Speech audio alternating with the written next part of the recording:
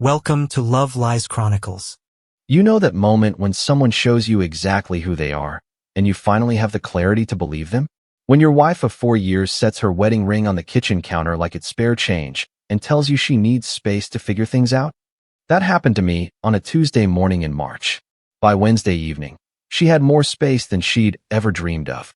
I was standing at our kitchen island, reviewing quarterly reports before heading to the office, when Sarah walked in with that look. The one I'd been seeing more frequently over the past few months. Distant, calculating, like she was measuring something I couldn't see. She set the ring down like she was placing a coffee cup on the counter. No ceremony, no drama, just the soft clink of gold against granite. "I need space," she said, not looking at me. "I need to figure out who I am outside of this marriage." I stared at the ring, still warm from her finger. For years of promises sitting there like loose change. The diamond caught the morning light streaming through our bay windows, the same windows she'd insisted we needed when we bought this house. "Natural light makes everything feel more alive," she'd said then. "What kind of space?" I asked, setting down my coffee. "Just space. Time to think. Time to explore who I could be while married to me." She finally looked up, and I saw something in her eyes I'd never seen before. Not guilt, not sadness. Entitlement. "We don't have to make any big decisions right now.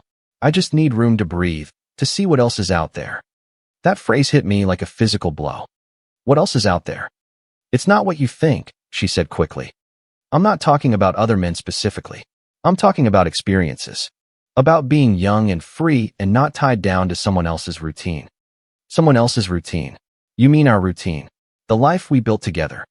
She started pacing, hands gesturing as she warmed to her theme. "I got married when I was 27, Marcus. I went straight from college to a serious relationship to marriage. I never got to experience being single as an adult. I never got to date around or explore or just be free." I watched her carefully. This speech felt rehearsed. "And you want to experience that now?" "I want to know what I missed. I want to know if what we have is what I actually want or if it's just what I settled for because it was safe." Safe. I repeated the word like it was foreign. 4 years of marriage and you think what we have is just safe. Don't put words in my mouth. I love you. I do. But I need to understand if I love you because you're the right person for me or because you're the only person I've ever really known. I looked at the ring again, sitting there between us like evidence in a trial. "So your plan is what exactly? To separate while you date other men and see if the grass is greener?" "It's not about other men, isn't it?" I interrupted. Because when someone says they want to explore what else is out there and be free, they're usually not talking about taking pottery classes. Her face flushed. "Maybe some of it is about that. Maybe I do want to know what it's like to be desired by someone who doesn't take me for granted." "I take you for granted. You come home every day expecting dinner. You assume I'll be here every evening watching TV with you. You never question whether I might want something different because you're comfortable with how things are." I set my mug down carefully. "I come home to my wife, who I thought wanted to share dinner and evenings with me. Was I wrong about that?" "No, but..." She stopped, frustration flashing across her face. "You don't understand. You're a man. You gotta have your fun in college. You dated around. You know what you're choosing when you choose me. And you don't. How can I? You're the only serious relationship I've ever had." I studied her face, looking for the woman I'd married. She was still beautiful, still had that smile that had first caught my attention at Tom's birthday party 5 years ago. But something fundamental had shifted. "What exactly are you asking me to do, Sarah?" "I'm asking you to give me time. 6 months, maybe a year. Time to figure out who I am and what I want. While you're married to me. While we're separated. While I have space to think and explore. And where do I fit into this exploration period?" She looked away. "You wait. You give me the space I need to figure this out. I wait while you date other men. I explore my options while you figure out whether you want to wait for me." There it was. The honest version. She wanted me to financially and emotionally support her while she shopped around for something better. If she found it, I was discarded. If she didn't, she'd graciously return to her fallback plan. "And if you decide you like what you find out there, then we'll know we weren't meant to be together. And if you decide you don't, then we'll know what we have is real and chosen, not just convenient." I picked up the ring and turned it over in my palm. It was a beautiful piece, 2 carats, excellent clarity, set in platinum. I'd saved for 8 months to buy it. Had it custom designed. She'd cried when I proposed, said it was the most beautiful thing she'd ever seen. How long have you been thinking about this? A few months. Since your promotion? She nodded. The new job opened my eyes to different possibilities. I started meeting new people, seeing different ways of living. Different ways of living. Or different men. Both, she admitted. There's a whole world out there, Marcus. People who travel on weekends instead of doing yard work. People who go out on weeknights instead of watching Netflix. People who take risks instead of saving every penny for some theoretical future. I almost laughed. People who can afford to travel on weekends because their spouses handle the mortgage and utilities. It's not about money, isn't it? Because the lifestyle you're describing costs money. Money that comes from someone staying home doing yard work and saving for the theoretical future. She crossed her arms. You're being deliberately obtuse. This is about freedom. About not feeling tied down to someone else's dreams and goals. Someone else's dreams. We bought this house together. We planned this life together. You planned this life. I went along with it because I didn't know there were other options. I set the ring back down on the counter. So now you want to explore those options. I want to explore what's possible when I'm not constrained by someone else's expectations. While I pay the mortgage on the house you don't want to be tied down to. She blinked. What do you mean? I mean, if you want space to figure out who you are outside of marriage, you get to experience what it's like to be truly independent. No shared resources. No safety net. Just you, figuring it all out on your own. That's not what I'm asking for. No, you're asking for something much more convenient. You want the freedom of being single with the financial security of being married. You want to shop around while I hold your place in line. That's a horrible way to put it. Is it inaccurate? She was quiet for a long moment. I need this, Marcus. I need to know what I'm choosing. Then you'll get to know? Completely. I picked up my briefcase and coffee. I'll be late tonight. I have some things to take care of. What kind of things? I looked at her one last time. The kind of things independent people handle themselves. The drive to work was the clearest my head had been in months. For the first time, I understood what I was dealing with. This wasn't about Sarah feeling trapped or unappreciated. This was about entitlement. She wanted to have her cake and eat it too, and she expected me to pay for the privilege of being her backup plan. I called Tom Rodriguez, my colleague and financial advisor, from the car. Marcus, what's up? You sound different. I need to discuss asset protection strategies. How quickly can we restructure some accounts? That depends on what you're trying to protect them from. Are we talking about creditors, lawsuits, or divorce? The line was quiet for a moment. I see. How immediate is this situation? Very. Can you meet for lunch? Absolutely. 1 o'clock at O'Malley's. Next, I called David Park, my attorney and college roommate. David Chin Law Offices. David, it's Marcus. I need to discuss something sensitive. Can you clear some time today? Legal sensitive or friend sensitive? Both. Sarah wants a separation so she can explore her options. The old, I need space to find myself routine. How generous of her to give you the opportunity to finance her self-discovery. Exactly. What are my options? More than you think, probably. Can you come in at 4? I'll be there. The morning crawled by. I handled my client calls mechanically, my mind focused on the conversation with Sarah. Every word she'd said revealed more calculation than I'd initially realized. The timing, just after her promotion when she'd started meeting new people. The specific request for space rather than divorce, preserving her access to our shared resources while she explored her options. The entitled assumption that I'd simply wait while she figured out whether she could do better. At lunch, Tom spread out financial documents across our table. Here's what you're looking at, he said. Joint checking, joint savings, joint investment accounts. Your name is on everything, but so is hers. If she wants to explore her independence, she currently has access to all of it. How do I change that? Depends on how far you want to go. You can open new accounts in your name only and redirect your direct deposits. You can remove her as a beneficiary on your retirement accounts. You can cancel joint credit cards. I studied the numbers.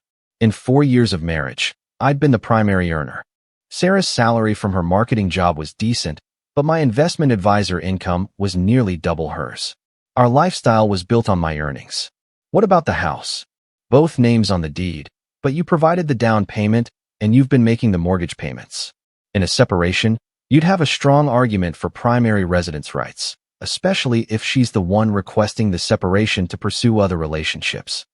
And if she contests it, then you have documentation of her abandoning the marital home to explore other options. Courts don't look favorably on spouses who want to have their cake and eat it too. I made my decision. Set up new accounts. Individual checking, individual savings. Redirect my direct deposits effective immediately. What about existing joint accounts? Leave them open, but nothing new goes in. She wants independence, she gets it completely. At 4 o'clock, I sat across from David in his office, watching him review the timeline I'd written out. She placed the ring on the counter and requested a separation to explore other relationships, he read aloud. Very thoughtful of her to be so explicit about her intentions. What's my legal position? Stronger than you might think. She's initiating the separation. She's stated her intention to pursue other relationships while married to you, and she's requesting to maintain access to marital resources while doing so. That's constructive abandonment with a side of attempted fraud. Fraud. She wants to maintain the financial benefits of marriage while rejecting the obligations. Courts call that having your cake and eating it too, and they tend to be unsympathetic. What do I need to do? Document everything. Every conversation, every request, every attempt to maintain financial access while pursuing other relationships. And protect your assets immediately. You have every right to stop funding someone else's dating life. How quickly can this be resolved if she contests it? If she's smart and accepts reality? Weeks. If she fights it expecting you to subsidize her exploration phase? Months, but she'll lose badly. I felt a cold certainty settle over me. Set up the documentation. I'll handle the rest. The house was empty when I got home at 7. Sarah's car was gone, and there was a note on the counter next to where she'd left her ring. Gone to dinner with friends to think things through. Don't wait up. We'll talk tomorrow about practical arrangements. Practical arrangements. She was already planning how to manage her separation logistics. I walked through our house systematically, seeing it with new eyes. The furniture we'd picked out together. The photos of our vacations and holidays. The little touches she'd added that made it feel like a home rather than just a place to live. But underneath all of it was the infrastructure of our shared life. The mortgage in both our names. The utilities I paid. The insurance policies that covered us both. The shared credit cards she used for everything from groceries to clothes to dinners with friends. She wanted space to figure out who she was outside of marriage, but she'd never experienced what it actually meant to be financially independent. She'd gone from living with roommates in college to living with me. Someone else had always handled the big bills, the planning, the financial security that made her current lifestyle possible. I opened my laptop and started making lists. Bank accounts to modify. Services to cancel. Insurance policies to update. Credit cards to close. The practical dismantling of a shared life she no longer wanted to be constrained by. By the time she came home at 11:30, I had made significant progress. "You're still up," she said, setting her purse down where her ring had been that morning. "Had some things to take care of." She looked tired but somehow lighter, like she'd already started enjoying her newfound freedom. "How was your day?" "Productive." "How was dinner with friends?" "Good." "Enlightening." It's amazing how different everything looks when you give yourself permission to really think about what you want. I imagine it is. Did you come to any conclusions? She sat down across from me at the kitchen table. I think this separation is exactly what I need. Time to explore who I am without constantly thinking about how my choices affect someone else. That sounds very freeing. It is. Jennifer thinks I should have done this years ago. Jennifer. Her sister who'd been through 3 relationships in the past 5 years, each one ending when the novelty wore off. Jennifer's always been supportive of your independence. She helped me realize that I've been living someone else's life instead of my own. Someone else's life? You mean our life? I mean a life built around your goals and your timeline and your idea of what marriage should look like. I closed my laptop. So what happens next? I'd like to move into the guest bedroom while we figure out practical arrangements. I'll start looking for my own place, maybe get a roommate to split costs. That sounds very practical. You're being sarcastic. I'm being realistic. Finding an apartment, covering deposits and utilities, buying furniture. Independence gets expensive quickly. I have a job, Marcus. I can support myself. I'm sure you can. It'll be an interesting adjustment after 4 years of shared expenses. She frowned. What do you mean? I mean, you've never actually lived independently as an adult. You've always had someone else covering the major expenses. That's not true, isn't it? You lived with 3 roommates in college, splitting rent 4 ways. Then you moved in with me 6 months after we started dating. When have you ever handled a full mortgage payment, insurance, utilities, and food costs entirely on your own? I contribute to our household expenses. You contribute about 30%. I cover the mortgage, insurance, property taxes, utilities, car payments, and most of the groceries. Your salary covers your personal expenses and some shared entertainment.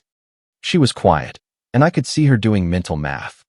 The point is, I continued, true independence will be a significant change from your current lifestyle.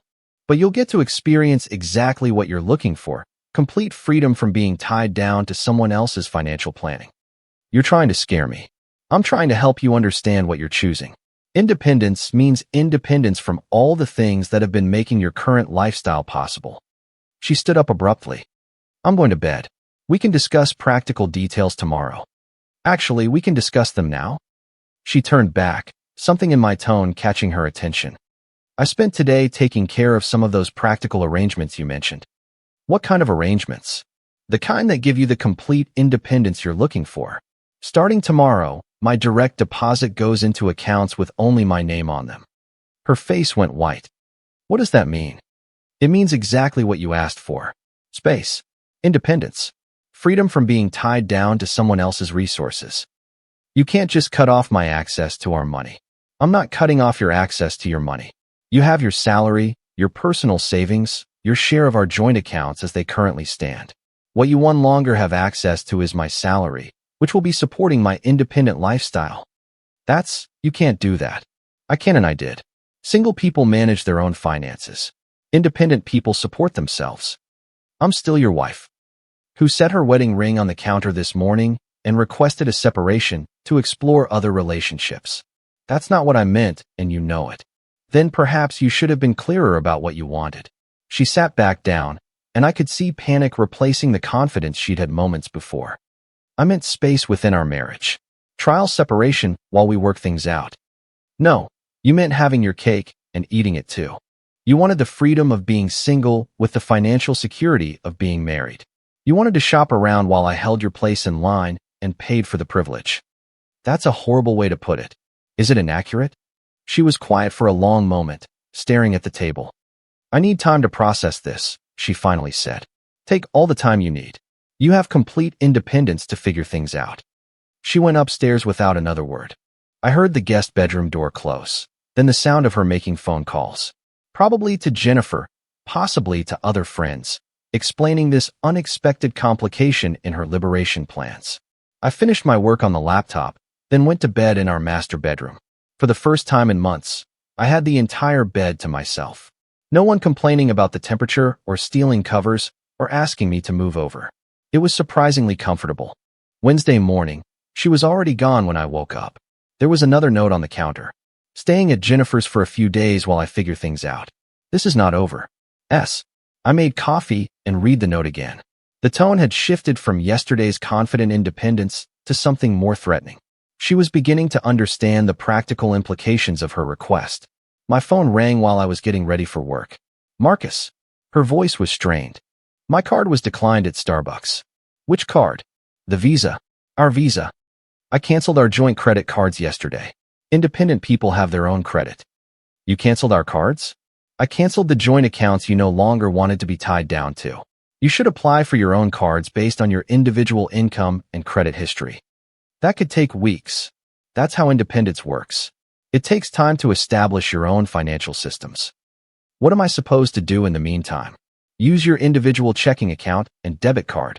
I don't have enough in my individual account to cover everything. Then you'll need to adjust your spending to match your individual income. That's called budgeting. The line was quiet for almost a minute. You're punishing me for being honest about what I need. I'm giving you exactly what you asked for. Complete space to figure out who you are outside of marriage. I need some of my things from the house. Of course, you can come by when I'm at work and collect your personal belongings. I need to get some of our shared things too. Kitchen stuff, Furniture. The shared things stay with the shared house until we formally divide assets in the separation agreement. What's separation agreement? The legal document that formalizes the separation you requested. My attorney is drafting it now. Another long silence. I want to talk about this face to face. We can do that. My attorney recommends all communication go through legal counsel to avoid misunderstandings. I don't need an attorney. We can work this out ourselves. Actually, you probably should get an attorney. Separation agreements involve complex financial and legal considerations. I can't afford an attorney right now. That's one of the challenges of independence. You'll need to budget for professional services along with everything else. She hung up without saying goodbye. By Thursday, the reality of her situation had apparently sunk in. She called me at work. Marcus, we need to talk. Really talk. I'm listening. I think I made a mistake. I think I was confused about what I really wanted. What do you think you really wanted? I wanted to feel appreciated. I wanted you to realize what you could lose. I wanted you to fight for me. By threatening to leave me for other men. By making you see that I had other options, that you shouldn't take me for granted. And now I realize that what we had was good. That I was letting Jennifer and some of my new coworkers fill my head with unrealistic expectations. Unrealistic expectations about what? About marriage. About what I should expect from a husband. About what I was missing by being committed to one person. I leaned back in my office chair. What changed your mind? Spending 2 days trying to figure out how to afford rent and groceries and car insurance on my own. Realizing that the freedom I thought I wanted comes with responsibilities I didn't think about. And realizing that the men I thought I wanted to explore things with were only interested in someone who was fun and available, not someone with actual needs or problems. I see. I want to come home, Marcus. I want to put my ring back on and forget this whole stupid mistake. I was quiet for a moment, looking out my office window at the city below. People rushing around, pursuing their individual goals and dreams and complications. I don't think that's possible. Why not? I learned my lesson. I know what I want now. What you learned is that independence is harder than you expected. That's not the same as knowing what you want. I want my husband back. I want my marriage back. You want your safety net back. That's not fair, isn't it? You didn't miss me, Sarah. You missed the financial security I provided. You missed the comfortable lifestyle you could afford when someone else was handling the major expenses. That's not true. Then why did it take financial pressure to make you realize what we had was good? If you missed me, if you missed our relationship, you would have realized that immediately. Instead, you spent 2 days enjoying your freedom until you tried to buy coffee with a canceled credit card. She was crying now. I made a mistake. People make mistakes. Some mistakes have permanent consequences. So that's it. For years of marriage over because I got confused about what I wanted. 4 years of marriage over because you decided our life together was something you settled for. Because you thought I was a convenient placeholder while you figured out if you could do better. I never said that. You said you needed to know if what we had was what you actually wanted or just what you settled for because it was safe. You said you wanted to explore what else was out there. Those aren't the words of someone who values what she has. I was scared. I was feeling trapped, and I didn't know how to talk to you about it. So you decided to threaten our marriage instead of having a conversation. I thought if you realized you could lose me, you'd appreciate me more. I did realize I could lose you. I also realized I was married to someone who thought love was a game where you threatened to leave to get what you want. The crying got harder. Please, Marcus. I know I messed up. I know I hurt you. But we can fix this. We can go to counseling. We can rebuild. Rebuild what? Trust? You showed me that when things get difficult, you look for an exit strategy. You showed me that you think marriage is conditional on your moment-to-moment happiness. That's not who I am. It's who you were when it mattered. The line went quiet except for her crying. What happens now? She finally asked. Now you get exactly what you asked for. Complete independence to figure out who you are and what you want. And what about us? There is no us. You ended us when you set your ring on the counter. She hung up, and I sat in my office for a long time thinking about the conversation. Part of me felt sorry for her. She'd made a stupid mistake based on unrealistic expectations, and now she was paying a steep price for it. But underneath the sympathy was something harder. She hadn't missed me. She'd missed the lifestyle I made possible. She hadn't realized she loved me. She'd realized she couldn't afford the independence she thought she wanted. And that told me everything I needed to know about what our marriage had really meant to her. Friday afternoon, David called with news. She hired an attorney. Rebecca Morrison. Good lawyer, but she's got a weak case. What's her strategy? They're going to argue that you're being financially vindictive and that one conversation about needing space doesn't constitute abandonment. What's our response? That she explicitly requested separation to pursue other relationships and expected you to finance her exploration. We have her own words documenting her intentions. How long will this take? Depends on how reasonable she wants to be. Morrison's going to present a settlement offer next week. If it's realistic, we can wrap this up quickly. If she's expecting alimony and half of everything, we'll go to court. And if we go to court, she loses. Badly. She initiated the separation, stated her intention to pursue other relationships, and requested ongoing financial support while doing so. No judge is going to reward that behavior. Saturday morning, I was working in the yard when she pulled into the driveway. She looked composed, like she'd spent time preparing for this conversation. Can we talk? She asked. Of course. We sat on the back deck where we'd spent hundreds of evenings together over the years. She looked around at the garden she'd planted, the furniture we'd picked out together. I miss this, she said quietly. I'm sure you do. I miss you. Do you? Or do you miss the lifestyle? She was quiet for a moment. Both, I guess. Is that wrong? It's honest. I've been thinking about what you said. About me not missing you, just missing the security. And you're probably right. When I was at Jennifer's, trying to figure out how to afford my own place, I wasn't thinking about missing our conversations or our quiet evenings together. I was panicking about money. I nodded. At least she was being truthful now. But that doesn't mean I don't love you. Doesn't it? Because love without respect isn't really love. It's convenience. I do respect you. You respected what I could provide. You didn't respect the relationship enough to have a conversation before threatening to end it. She pulled her knees up to her chest, looking young and lost. I don't know how to fix this. You can't fix it. Some things, once broken, can't be put back together the same way. So that's it. We're really over? We were over the moment you decided I was something you settled for instead of something you chose. I never said I settled for you. You said you needed to know if what we had was what you actually wanted or just what you settled for because it was safe. Same thing. She was crying again, but quietly this time. I'm sorry, Marcus. I'm really, really sorry. I know you are. I'm sorry too. For what? For not seeing sooner that we wanted different things. For thinking you valued our life together as much as I did. I did value it. Not enough to protect it when you got bored. We sat in silence for a while, both of us looking at the garden she'd planted in our second year of marriage. It was thriving now, mature and established. Can I ask you something? She said finally. Sure. If I had approached this differently, if I had just talked to you about feeling unappreciated instead of asking for space, do you think we could have worked it out? I considered the question carefully. Maybe. If you'd said you were feeling taken for granted and wanted more excitement in our relationship, I would have listened. We could have worked on that together. But you didn't want to work on our relationship. You wanted to see if you could find something better while keeping me as a backup plan. That's not a relationship problem. That's a character problem. A character problem. You're someone who thinks love is conditional on constant entertainment. You're someone who threatens the most important relationship in her life to get attention. Those aren't things we could have fixed with better communication. She nodded slowly. You're right. I am that person. I don't want to be, but I am.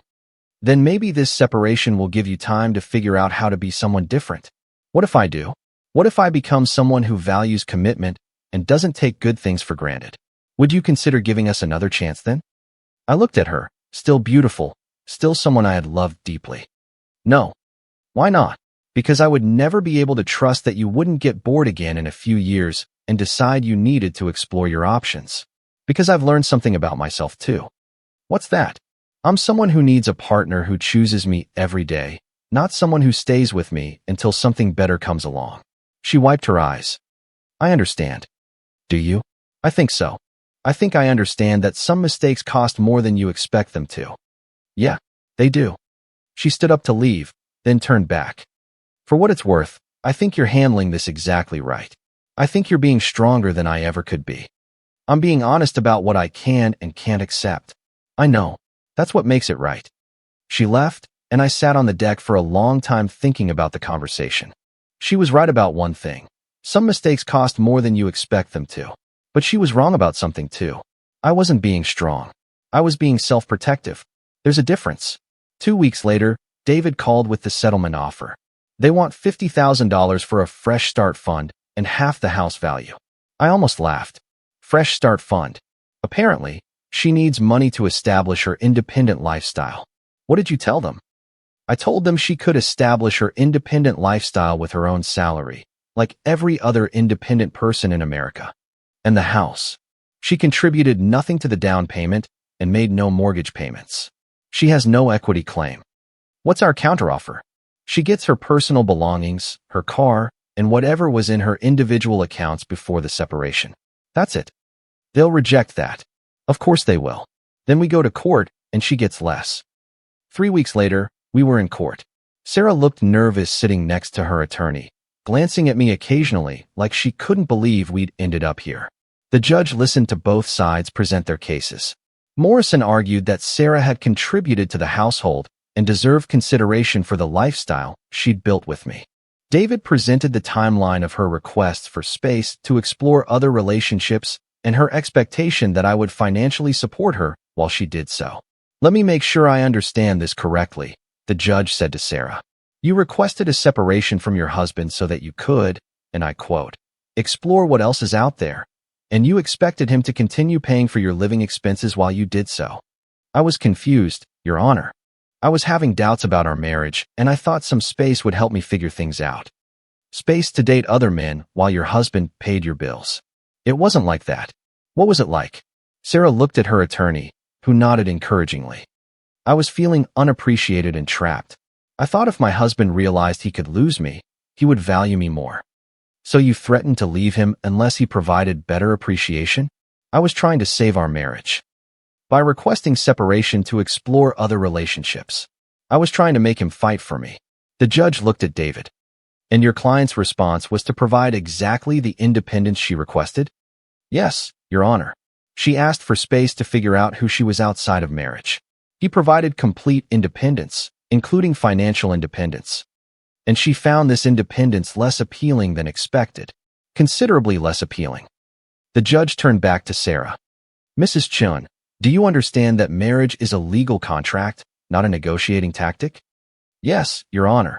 Do you understand that threatening to dissolve that contract to gain leverage over your spouse is manipulative behavior? Sarah's face was red. Yes, Your Honor. And do you understand that when you voluntarily separate from your spouse to pursue other relationships, you forfeit your claim to the financial benefits of the marriage you're rejecting? I understand now.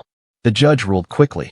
Sarah got her personal belongings, her car, and the balance in her individual accounts.